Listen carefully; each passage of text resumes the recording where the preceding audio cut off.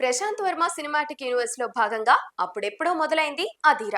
DVV Danayya తనయుడు కళ్యాణ్ దాసరిని ఈ సినిమాతో హీరోగా పరిచయం చేస్తున్నారు. ఓ గ్లిమ్స్ కూడా వదిలారు.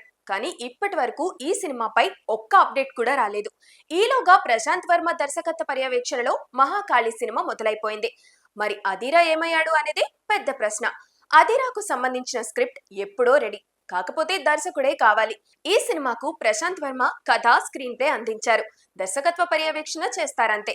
ఆయన అండర్లో పనిచేయడానికి ఓ దర్శకుడు కావాలి.